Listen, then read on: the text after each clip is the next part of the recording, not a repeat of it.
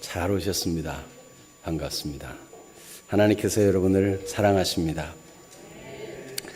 오늘은 두려움에 대한 얘기를 나누겠는데 요셉의 형들은 두려웠습니다. 오늘 본문 중심으로 해서 하나님의 인도받기를 원합니다. 아버지 야곱의 장례식 후에 드는 생각은 요셉이 지금까지는 참아줬지만 아버지가 돌아가셨으니까 우리에게 보복하지 않을까, 이런 두려움이 형들에게는 생겼습니다. 그도 그럴 것이 형들이 야곱에게 원한을 살 만한 일을 했어요. 죽이려고 하고 노예로 팔기도 하고. 세상에 이런 일이 있을 수 있겠습니까? 요셉의 귀에 다 듣는 데서 요셉을 노예로 팔면서 돈을 받고 희낙낙거리는 그런 모습은 요셉에게 얼마나 큰 충격이었겠습니까? 그러니 형들 또한 자기들이 행한 것이 얼마나 악한 일인지를 알기 때문에 요셉이 이제는 보복하지 않을까, 저제는 보복하지 않을까. 그런데 보복하지 않고 있단 말이죠. 이유는 아버지 때문이구나. 요셉이 효자니까 아버지가 살아있는 동안은 보복하지 않겠지. 그런데 이제 아버지가 돌아가셔서 장례식을 하고 나니까 드디어 이제 보복할 것밖에 남은 게 뭐 있겠느냐, 이런 생각에 이르게 되는 것입니다. 그런 생각을 하면 할수록 하루하루가 피가 마르지 않겠어요? 얼마나 두렵겠습니까? 당면한 형벌을 모면해 보려고 그들이 어떤 방법을 쓰죠? 과연 그 방법은 적절한 것인가요? 정말 그렇게 해서 모면할 수 있는 것일까요? 돌아온 결과는 무엇인지 우리가 보기를 원하는데, 오늘 추수감사절이라서 감사의 절기를 지키는데 여러분 마음속에 정말 감사하다, 이런 마음이 있을 수도 있지만 한편으로 두려움이 있을 수도 있어요. 농사하는 사람들도 한 해 농사를 하면서 그러면 이 농사가 바람 때문에, 비바람 때문에, 폭풍우 때문에 다 망치지 않을까, 잘 익었던 과일도 마지막에 다 그르치지 않을까, 혹은 채소도 병충해 때문에 다 망하지 않을까, 이런 두려움을 안고 농사를 지켰지요. 사업하는 사람들도 일이 잘 되지만 이게 언제까지 잘 될까, 폭풍우 전야와 같은 시간은 아닐까, 갑자기 사고는 만나지 않을까, 불은 나지 않을까, 혹은 무슨 사고를 만나지 않을까, 이런 두려움. 왜 그렇습니까? 지난날에 어떤 죄가 회상된다면 그 두려움이 끊임없이 마음속에 남아있을 것입니다. 이러다가 내가 언젠가 벌을 받고 말지, 이러다가 무슨 재난을 맞고 말지, 이런 두려움 말이죠. 특히나 이제 추수감사절에 다들 감사하는데 나는 사업상 어떤 어려움을 만나게 되고, 혹은 농사하는 사람도 결실이 제대로 되지 않을 때 그 두려움이 마음 깊이 자리하고 그것 때문에 괴로워할 수 있습니다. 오늘 하나님의 말씀은 우리에게 이 두려움의 문제를 다루고 있습니다. 아니, 감사절이고 새 가족을 초청한 블레싱데이에 웬 두려움이냐 하지만은 하나님께서 우리를 가장 좋은 길로 인도해 주실 줄로 믿습니다. 그래서 오늘 형들의 두려움이 무엇인가 하는 내용을 한번 살펴보고요. 요셉의 형들. 두 번째로 이 형들이 오히려 감사하게 되는데 어떤 것을 가지고 감사하게 되는가. 우리는 그러면 우리의 가진 두려움은 어떻게 해결되며 우리는 어떻게 감사로 나아갈 수 있는가, 함께 인도받기를 원합니다. 먼저 요셉의 형들의 두려움은 사람 바탕 기본에 깔려있는 인과응보적인 생각입니다. 과거의 잘못으로 인해서 지금 벌을 받는다, 지금 어려운 일을 만났다, 이런 생각이죠. 그래서 하나님은 벌 주시는 분이다. 하나님에 대해서 막연하나마 사람들은 두려움을 가지고 있습니다. 내가 이러다가 한번 당하지, 이러다가 벌을 받고 와야 말지, 이런 막연한 두려움이 사람 마음속에 있는 것입니다. 그래서 오늘 15절에 오면 요셉의 형들이 아버지가 죽었음을 보고 말하되 요셉이 혹시 우리를 미워하여 우리가 그에게 행한 모든 악을 다 갚지나 아니할까, 이런 생각을 했다는 것입니다. 성경 로마서 2장 6절에도 보면 하나님께서 각 사람에게 그 행한 대로 보응하신다 하는 말씀이 있고, 민수기 32장 23절에도 너희 죄가 반드시 너희를 찾아낼 줄 알라고 말씀합니다. 그리고 반드시 죄를 찾아내고 벌을 하고야 만다는 말씀뿐만 아니라 죽어도 심판을 받는다는 말씀도 있어요. 히브리서 9장 27절, 한 번 죽는 것은, 같이 읽어볼까요? 한 번 죽는 것은 사람에게 정해진 것이요 그 후에는 심판이 있으리니 그랬어요. 로마서 6장 23절 말씀에도요, 죄의 싹은 사망이다. 죄에 대해서는 반드시 대가를 치르는데 사망, 멸망, 심판이 있고야 만다 하는 말씀을 하고 있습니다. 그러니 우리가 살아오면서 죄 없는 사람이 있습니까? 어린 아이들도 보면 좋은 것보다도 나쁜 것을 흉내내고 죄짓기 쉬운데, 배우지 않아도 욕을 먼저, 가르치지 않아도 욕을 먼저 배우고 그런 모습인데, 우리가 누군들 죄 없다고 할 수 있겠습니까? 우리가 과거에 가진 어떤 죄 때문에 두려움은 지속하는 힘이 있어요. 그래서 잠언 28장 1절의 말씀은 이렇게 말씀합니다. 같이 볼까요? 악인은 쫓아오는 자가 없어도 도망하나 의인은 사자같이 담대하니라. 쫓아오는 자가 없어도 도망을 간다는 거예요. 레위기 26장 36절에는 하나님의 말씀을 불순종하고 죄지은 하나님의 백성들이 두려운 마음, 그것이 임할 때 그걸 아주 그림처럼 묘사하고 있는 내용이 나오는데, 같이 한번 읽어볼까요? 레위기 26장 36절, 너희 남은 자에게는 그 원수들의 땅에서 내가 그들의 마음을 약하게 하리니 그들은 바람에 불린 잎사귀 소리에도 놀라 도망하기를 칼을 피하여 도망하듯 할 것이요 쫓는 자가 없어도 엎드러질 것이라. 얼마나 허겁지겁 도망치는지 쫓는 자가 없어도 엎드러집니다. 아니, 바람에 불리는 잎사귀 소리에도 놀라가지고 칼을 피해 도망하는 것처럼 막 도망치게 된다는 거예요. 이 마음의 두려움이라는 것은 지속적으로 우리를 괴롭히고 언젠가든지 나타나기 마련입니다. 그러면 이 두려움을 가지고 살아야 될 것인가? 해결하고 싶잖아요. 벌 받고 싶은 사람 있어요? 벌 받지 말고 해결하고 싶고 어떻게든지 모면하고 싶은 마음이 있잖아요. 이 형들은 어떻게 했습니까? 이 두려움의 해결을 위해서 나름대로의 노력을 합니다. 우리도 죄책감이 두려움을 부를 때 우리가 어떻게 해야 될 것인가, 이 형들을 보면서 나라면 어떻게 할 것인가 한번 생각해 보는 시간이 되기를 바랍니다. 형들은 곰곰이 생각해냈습니다. 함께 의논하고 사람들을 요셉에게 보냈습니다. 그리고 말을 전하게 했어요. 어떤 말을 전하게 했습니까? 아버지가 유언으로 명령하신 내용이 있는데 이런 명령이었다라고 전달했습니다. 진짜 요셉에게 말 안 하고 형들에게만 이렇게 유언적 명령을 주었을까? 그런 생각이 들지만 형들은 어쨌든 이런 말을 했습니다. 17절 같이 한번 읽어볼까요? 너희는 이같이 요셉에게 이르라. 내 형들이 내게 악을 행하였을지라도 이제 바라건대 그들의 허물과 죄를 용서하라 하셨나니 당신 아버지의 하나님의 종들인 우리 죄를 이제 용서하소서, 이렇게 말을 했습니다.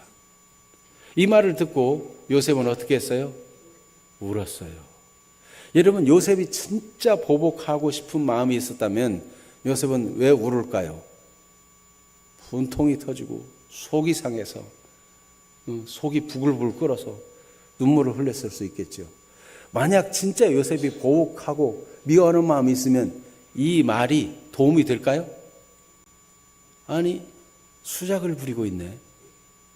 나는 아버지께 그런 얘기 들은 적이 없는데 아버지가 유언할 뿐만 아니라 명령을 해가지고 형들의 이 악한 배신 행위요, 이 동생을 팔아먹고 죽이려고 했던 이 악한 죄를 용서하라고 했다고?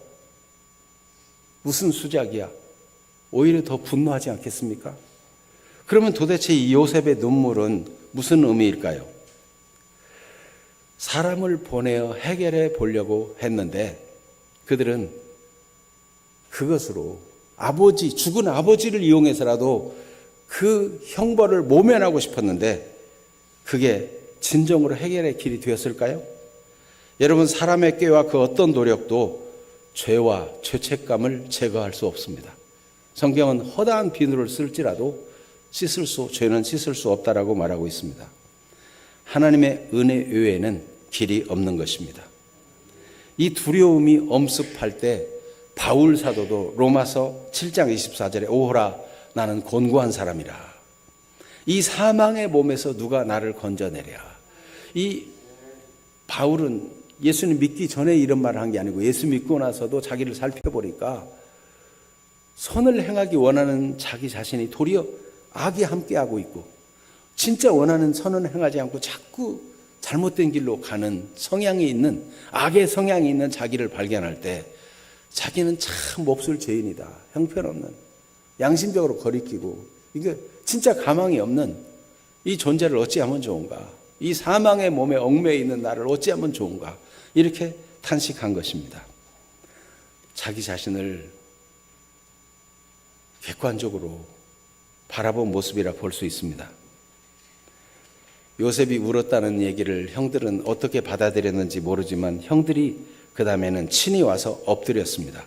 친히 와서 엎드려 하는 말이 무엇인지 18절 오늘 본문을 읽습니다. 그의 형들이 또 친히 와서 요셉의 앞에 엎드려 이르되 우리는 당신의 종들입니다 라고 엎드려 말합니다. 그러니까 다른 방법으로 해보려고 했지만 안 되었어요. 그래서 직접 그들이 나와서 요셉 앞에 우리는 당신의 종들입니다.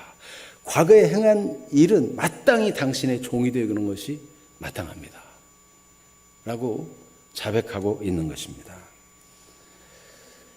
여러분, 죄책감을 해결하기 위해서는 두 가지가 있어요. 하나는 하나님 앞에 자백하는 것이고 하나는 사람 앞에, 그 죄를 지은 당사자 앞에 자백하는 것입니다. 이럴 때 희망이 있어요. 다른 꾀를 내어서 어떻게 모면해 보려고 하면 할수록 얼마나 더 짐이 무거워지고 늘 그 두려움을 안고 살아가는 것입니다. 성경에 보면 누가복음 15장에 한 사람에게 두 아들이 있었는데 둘째 아들이 어느 날 아버지에게 말하기를 아버지, 제게 돌아올 유산 몫을 미리 주세요. 그 아버지가 믿고 줬는데 그걸 가지고 가서 허랑방탕해서 다 탕진하고 말았어. 설상가상 어떻게라도 힘을 내어서 돈을 벌어 아버지를 만나기를 원했지만 그 땅에 기근이 임하여 돼지치는 집에 가서 부쳐먹고 살고자 했지만은 돼지에게 주는 주염 열매마저 넉넉하지 못합니다. 먹을 것이 없어. 그때 아들이 생각합니다. 그 못된 인간들이 내 재산을 다 사기쳤고 내가 쫓아가서 원수를 갚으리라. 이렇게 한 것이 아니고 아버지를 생각하면서 우리 아버지 집에는 풍족한 품꾼이 얼마나 많은고, 그런데 나는 여기서 굶주려 죽는구나. 내가 아버지에게 돌아가서 아버지, 내가 하늘과 아버지께 죄를 지었습니다. 나를 품꾼의 하나라고 보소서. 이 형들이 우리의 지은 죄는 마땅히 당신의 종입니다. 당신의 노예가 되겠습니다. 이렇게 자백한 것처럼 이 아들도 나는 이제 아버지의 아들이라 감당하지 못하겠으니 품꾼의 하나로만 써주세요. 이거를 다 입으로 되뇌었어요. 아버지, 제가 하늘과 아버지께 죄를 지었습니다. 나는 아버지의 아들이라 일컬음 받지 못합니다. 품꾼의 하나만 써주세요. 이런 걸 늘 마음속에 간직하면서 그 먼 길을 걷고 또 걸어 거지 행색으로 아버지 집을 향해 가는데 아버지가 멀리서도 그 아들을, 거지 행색의 아들을 알아보고 달려와서 목을 끌어안고 아들아, 잘 왔다. 아들은 용기를 내어 말합니다. 아버지, 제가 하늘과 아버지께 죄를 지었사오니 아버지의 아들이라 감당하지 못하겠습니다. 아버지는 더 이상 그 말을 듣지 않습니다. 그 뒤에 하고 싶은 말이 뭐였어요? 그렇게 연습하고 되뇌었던 말이 뭐예요? 나를 종으로나 써주세요. 품꾼의 하나로나 써주세요. 그 말도 하기 전에 아버지는 종들을 불러서 이 아이를 목욕시키고 새 옷을 내어다 입히고 손에 가락지를 끼우고 살진 송아지를 잡으라. 이 아들은 죽었다가 살아났으며 잃었다가 찾았기로 우리가 함께 즐거워하는 것이 마땅하다 하면서 잔치를 벌이는 겁니다. 아버지께 돌아왔는데 아버지는 잘못을 묻지 않고 긍휼히 여기는, 불쌍히 여기는 마음으로 끌어안고 눈물을 흘리며 그를 다독이고 그를 아들의 신분으로, 아들이 신어야 될 신발과 아들이 끼어야 될 반지와 아버지의 아들에 맞는 옷을, 신분에 맞는 옷을 입혀주면서 누구도 그를 탕자라고 불효자라고 비난하지 못하도록 아버지가 완전히 회복시켜주는 모습을 보게 되는 것입니다. 아버지께 돌아온 아들을 받아주시는 이 모습은 하나님께 돌아오는 죄인을 받아주시는 하나님의 사랑을 말씀해주고 있는 것입니다. 요셉은 이 일에 대해서 무엇이라고 말합니까? 내가 어찌 하나님을 대신하겠습니까? 두려워하지 마십시오. 이야기합니다. 요셉은 진정으로 자기 앞에 자백하는 형들에게 하나님 앞에 서도록 요청하고 있는 모습을 보게 되는 것입니다. 여러분, 하나님의 은혜 아니고는 죄와 죄책감에서 도망칠 길이 없고 해결할 길이 없습니다. 인간의 모든 죄는 하나님께 죄를 지은 것이고, 그래서 다윗도 그가 아내가 있음에도 불구하고 장수의 아내를 범함으로 죄를 지은 다음에 자백할 때 내가 하나님께 죄를 지었사오니 라고 자백합니다. 여러분, 모든 죄는 하나님을 대적한 것이고 하나님을 거역한 것이고 하나님께 죄를 지은 것이고 그 결과는 하나님이 죄에 대해서 반드시 벌하야만 하시는 것입니다. 그러나 여러분, 하나님께는 공의에 이런 절대적으로 죄를 벌하고 형벌해야만 하는 공의만 있는 것이 아니고 하나님에는 무한한 사랑과 은혜의 품성을 가지고 계십니다. 그래서 하나님께 돌아올 때는 얼마든지 용서하시고 받으시는 사랑의 하나님이십니다. 이 둘째 아들은 원수를 갚으러 사람들을 원망하고 자기를 사기치고 자기 돈을 빼앗아간 사람들을 찾아간 것이 아니고 아버지께로 돌아온 거예요. 그럴 때 용서를 얻고 신분을 회복했어요. 가룟 유다는 자기와 동업했던 종교지도자를 찾아가지고 내가 잘못했다, 돈을 도로 돌려주면서 내가 무죄한 피를 흘렸다 말하는데 네가 행한 일의 결과를 네가 당하라는 조롱을 당했을 뿐입니다. 여러분, 죄를 해결하기 위해서 죄를 짓도록 유혹한 자에게 쫓아가거나 원수에게 가면 조롱을 당할 뿐입니다. 미운 마음을 품고 원한을 품고 살면 자신만 더 상할 뿐입니다. 여러분, 미운 마음이나 원한을 품고 사는 것은 불을 품고 사는 것과 같아서 제일 먼저 자기 자신이 되고 자기 자신이 상하는 거예요. 원한이나 미움은 다 던져버리고 하나님께로 달려나오는 분들이 되기를 바랍니다.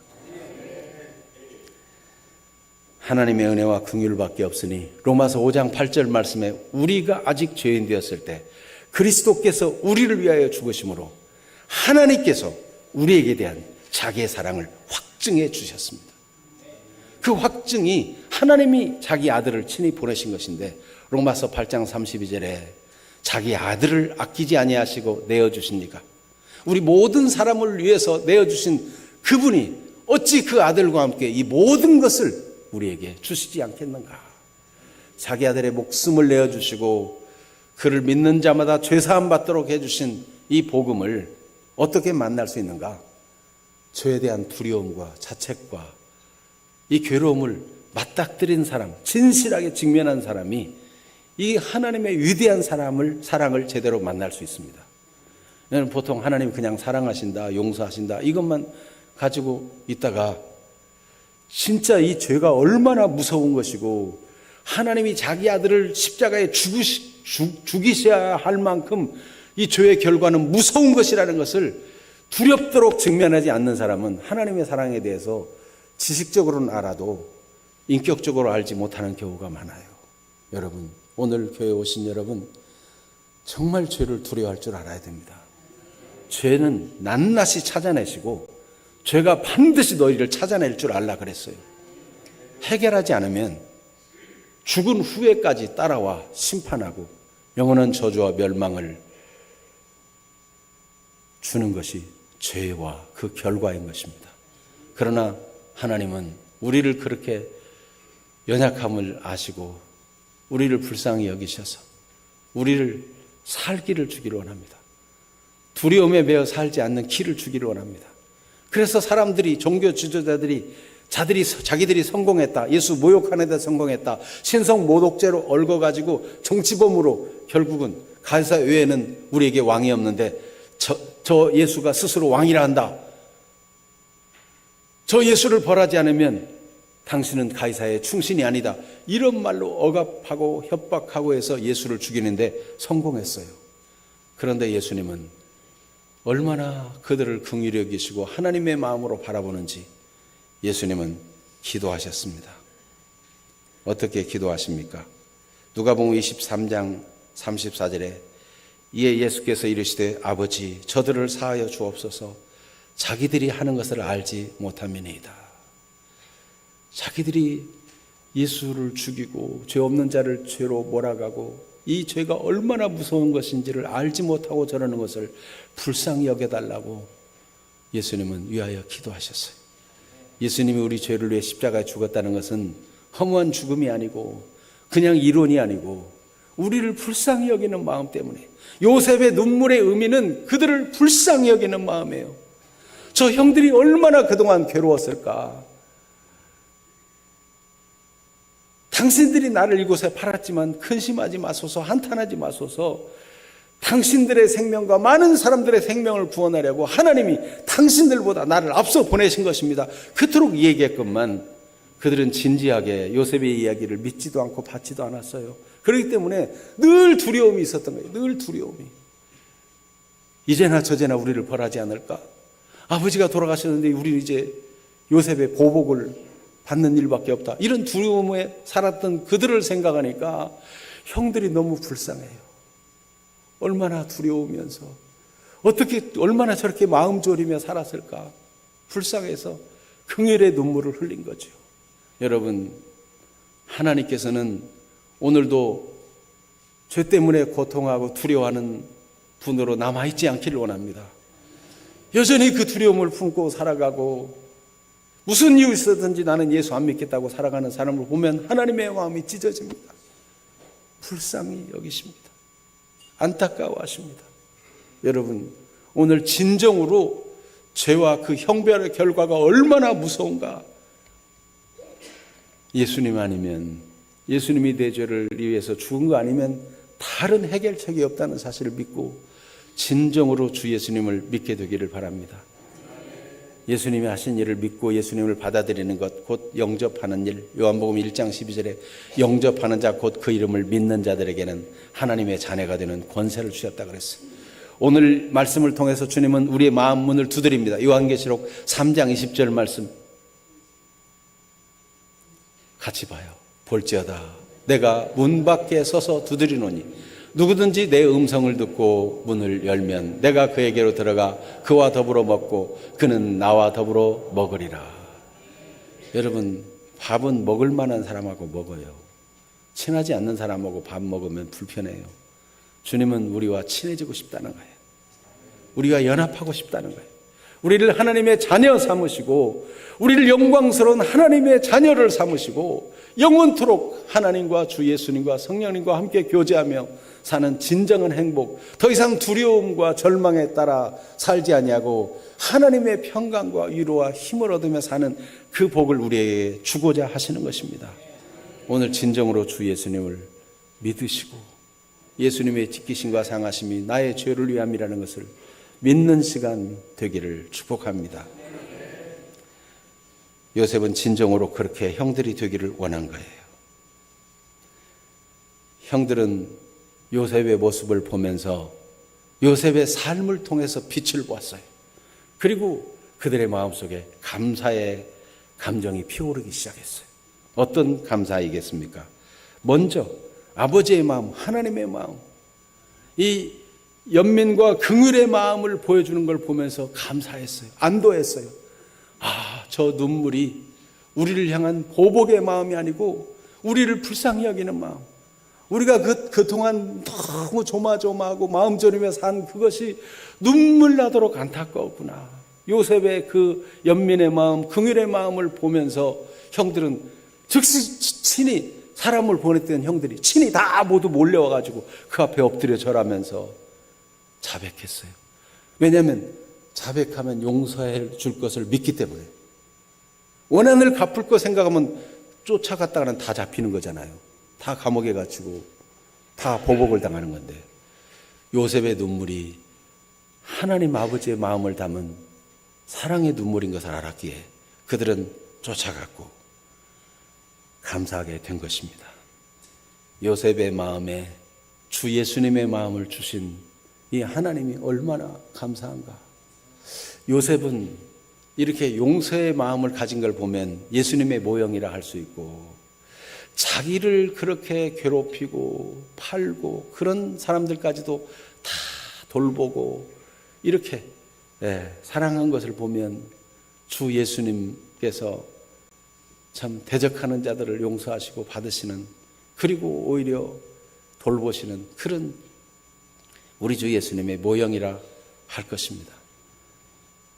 여러분, 우리가 삶을 살면서 다른 사람을 불쌍히 여기는 마음, 그래 아직 하나님 몰라서 그렇지 얼마나 두려웠겠어, 이런 마음을 가지면 이게 다른 사람 볼 때 이게 얼마나 감사의 제목이 되겠어요. 여러분, 아무리 직위가 높아도 자기가 과거에 지은 죄가 너무 두려워서 법을 바꿔서라도 죄의 벌을 받지 않기를 원하는 그 마음이 얼마나 측은하고 불쌍한지.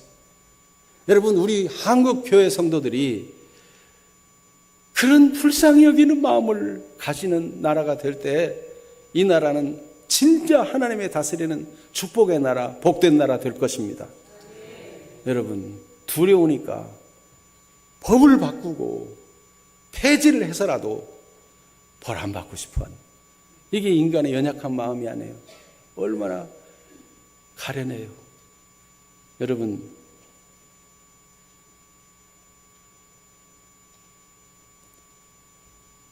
도둑이 제발 저린다는 말이 있잖아요. 사람은 다 그런 두려움을 가지고 살아요. 그러나 주님은 그런 문제를 가지고 하나님께 찾아오기를 바라십니다. 하나님은 용서하시고 허물을 덮어주시고 긍휼히 여기시는 분인데, 우리의 마음이 하나님 아버지의 마음을 가져가지고, 그래 복음을 몰라서 대적하는 사람들, 하나님을 몰라서 그렇지 하나님의 은혜를 알기만 알면 나보다 더 잘 믿을 텐데, 이런 마음을 가지고 사랑하고 위에서 기도해주고 주 앞에 초청하고, 이런 따뜻한 마음을 만약 알고 보게 된다면 얼마나 감사할 일이에요.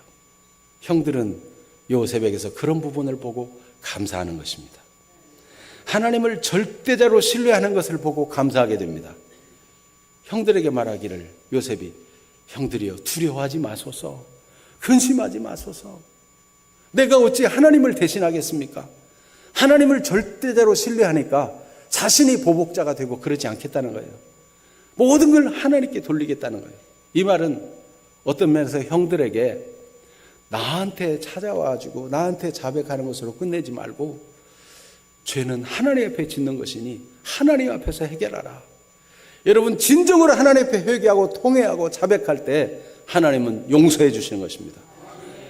회개 없는 믿음은 참 믿음이 아닐 수 있어요. 지식적인 믿음일 수 있어요. 죄에 대한 두려움을 가지고 하나님께 나아가 진정으로 회개하고 돌이킬 때 하나님이 무한한 용서와 사랑으로 덮어주시고 세상이 줄 수 없는 하나님의 평강을 안겨주실 것입니다. 형들에게 요셉 자신을 두려워하지 말고 하나님을 두려워하라고, 하나님 앞에 스스로 겸손하고 하나님께 용서를 구하라는 얘기를 하고 있는 것입니다. 어느 30대 직장인 형제가 업무 스트레스에 시달렸어요. 그래서 너무 스트레스를 받다 보니까 그냥 뭐 이렇게 반짝반짝 하는 데를 켜봤어요. 그랬더니 익명 채팅을 하게 되고 음란 사이트를 한 번씩 가다가 습관화가 되었어요. 꽤 즐거운 남몰래 즐기는 즐거움, 업무 스트레스를 해소하는 이 정도쯤은 괜찮겠지. 아무도 모르잖아. 이러고 살았습니다. 그런데 시간이 지나면 지날수록 마음속에 두려움이 생겼어요. 이거 만약 들키면 어떻게 하지? 아내가 안다면? 교회가 알게 된다면? 하나님이 다 보실 텐데? 마음에 즐기는 것이 떠나고 두려움이 찾아오기 시작했어요. 그런데 어느 날 문자 공지가 하나 떴는데 모든 컴퓨터의 보안 시스템을 점검하겠다는 거예요. 이제는 큰일 났다. 너무 두려웠어요. 그래서 마음의 조바심을 어찌할 수 없어가지고 동동대다가 하나님 어떻게 하면 좋아요? 하고 성경을 폈는데 요한일서 1장 9절 만일 우리가 우리 죄를 자백하면 저는 미쁘시고 의로우사 우리 죄를 사하시며 모든 불의에서 우리를 깨끗게 하실 것이요. 말씀을 보고 하나님 제가 잘못했습니다. 다시는 이러지 않겠습니다. 용서해 주세요. 저의 연약함을 용서해 주세요. 하나님 앞에 자백하고 그리고 다음날 아내에게 자백했습니다. 여보, 못된 나를 용서해 줘. 내가 업무 스트레스 해소한다고 한 번, 두 번 잘못된 대로 갔어. 그리고 목사님을 찾아가서도 용서를 구했습니다. 목사님, 제가 교인답지 못했습니다. 제가 잘못했습니다.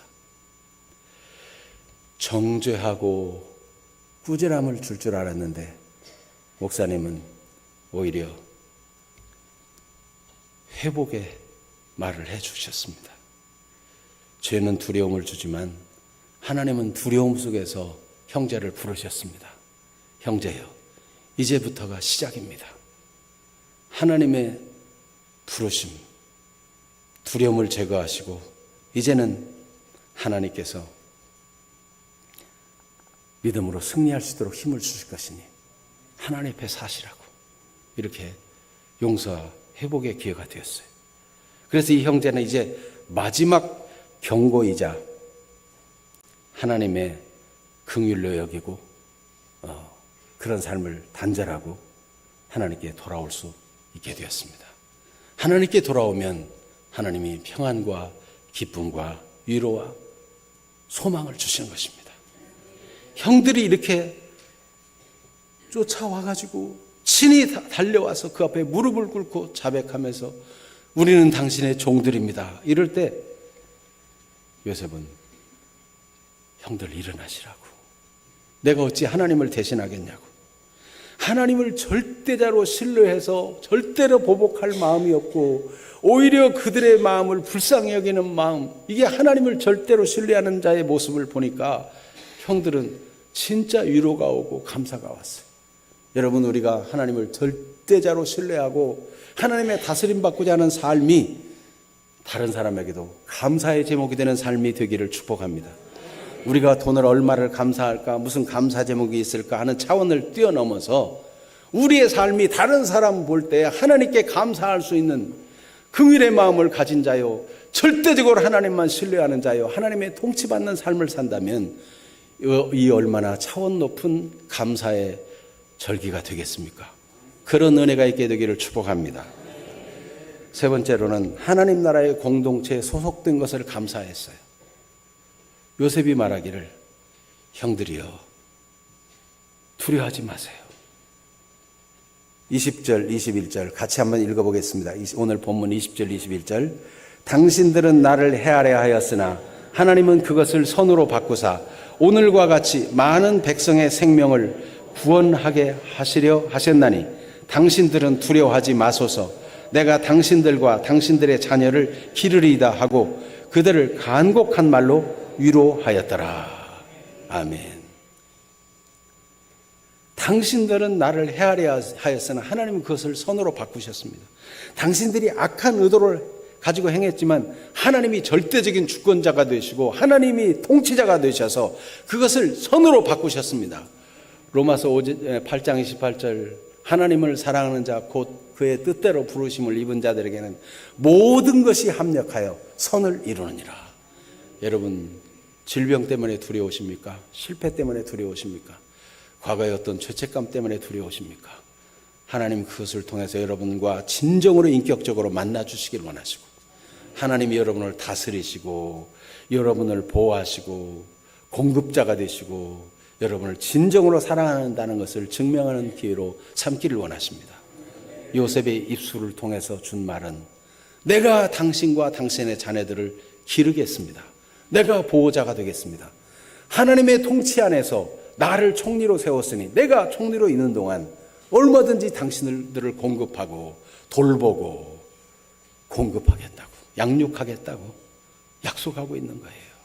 여러분, 우리의 감사가 하나님이 내게 주신 은혜를 가지고 하나님의 통치와 사랑을 실천하고 남을 돕고 공급하고 보살피는 사람이 되겠다고 하는 차원이라면 이것은 얼마나 놀라운 감사이겠습니까?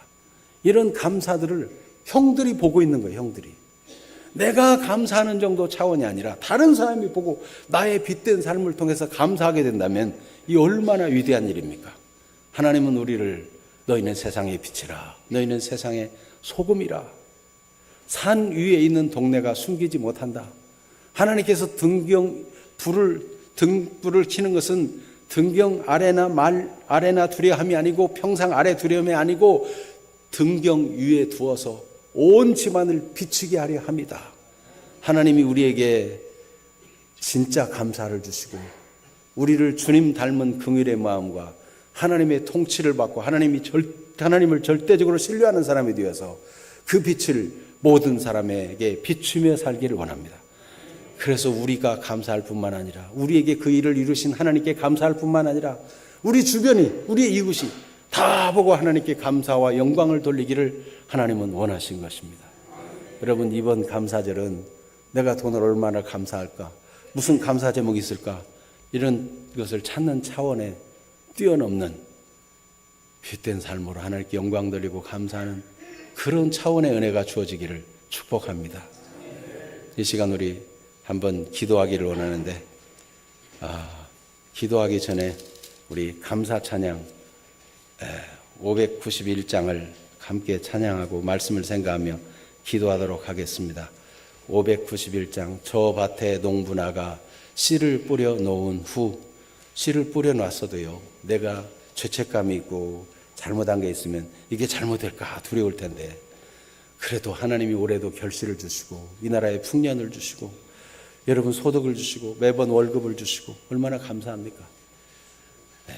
주 크신 능력 내려 길러주셨네. 우리를 참아주시고 기다려주신 주님은 우리를 완전히 죄책감에서 해방시키고 우리를 완전히 구원하시고 주님과 인격적으로 친밀한 교제 속에 살기를 원하십니다. 진정으로 주님을 믿고 신뢰하는 고백의 찬송 되기를 바랍니다. 다 같이 찬송합시다.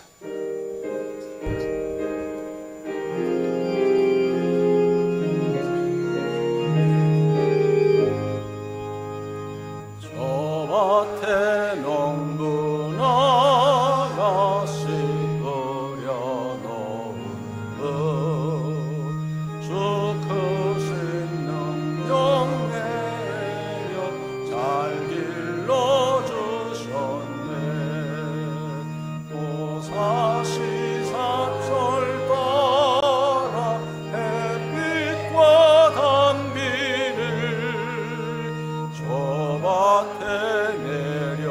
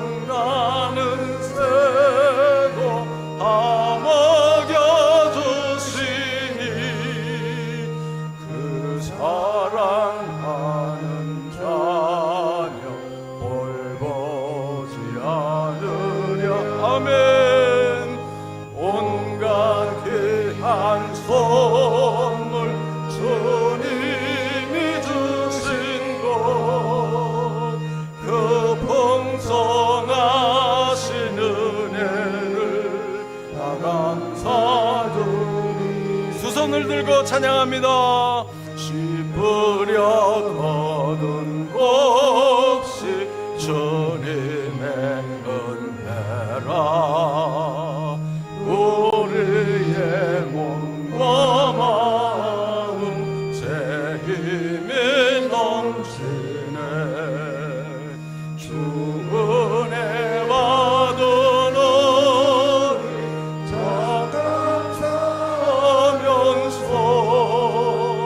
이 예물 드리오니 다 받아주소서. 온갖 귀한 선물 주님이 주신 것그 풍성하신 은혜를 다 감사드리세. 아멘. 두 손을 높이 든 채로 함께 기도하겠습니다. 하나님, 두려움과 절망에 빠진 내 손을 붙잡아 주소서. 내 죄를 용서해 주소서. 주님의 십자가의 은혜를 내가 믿습니다.